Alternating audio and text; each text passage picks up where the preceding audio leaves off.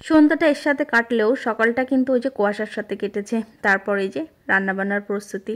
আমার মনে হয় কি, রান্না করে খাওয়া যতটা সহজ তার থেকে খুব কঠিন, খুব খুব আর কি এই প্রসেসিং জিনিসগুলা। কত কিছু যে কাটা ধোয়া, বিরক্ত লাগে।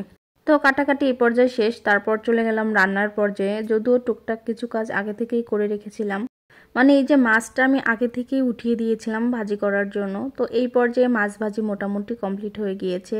আমি ওদিকে বেগুন কুটি নিয়েছিলাম, সেটাও ভাজি করে রেখেছিলাম, যদিও পরে দেখাবো আর কি। তো এই পর্যায়ে আর কি ওই যে আমি কুমড়ো আলু দিয়ে মাছের ঝোল রান্না করব।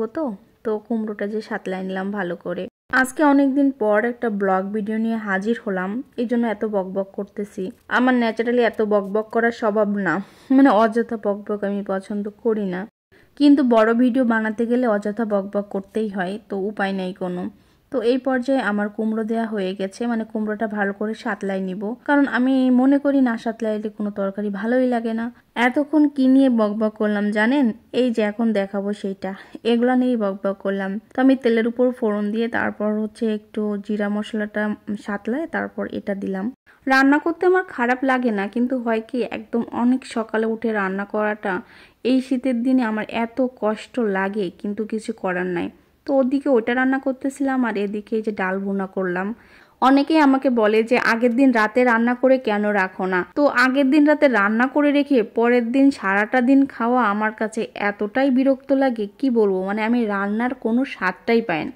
মানে এক রান্না যেভাবে জাল দিয়ে রান্না করা হয়, সেই রান্না দ্বিতীয়বার জাল দিলে আমি সেই স্বাদ জীবনেও পাই না।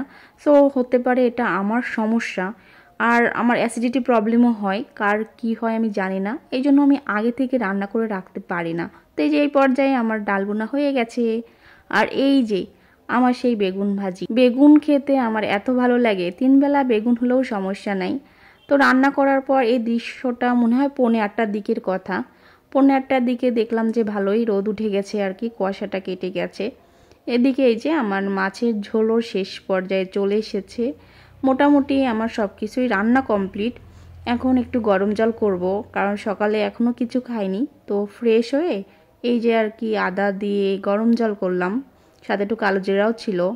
সময়ের আগেই যেহেতু রান্না হয়ে গিয়েছিল, তাই একটু রিল্যাক্সে বসে সকালে নাস্তাটা করলাম। অন্যদিন দৌড়াদৌড়ি করে করি, না হলে স্কুলে গিয়ে খাই। তারপর এই যে সাজুন গুজুন, মানে রেডি হতে হবে স্কুলের জন্য, এই জন্য আমি চিরাচরিত ফেয়ার অ্যান্ড লাভলি এটা ব্যবহার করি। একটু সুন্দর করে মেখে নিলাম।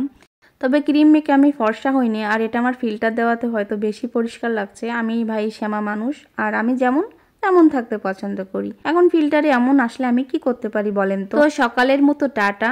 সকাল গড়িয়ে এই যে সন্ধ্যার আগ মুহূর্তে, সন্ধ্যা এটা দিয়ে নাস্তা কমপ্লিট করলাম। তো সবাই ভালো থাকবেন, শুভকামনা।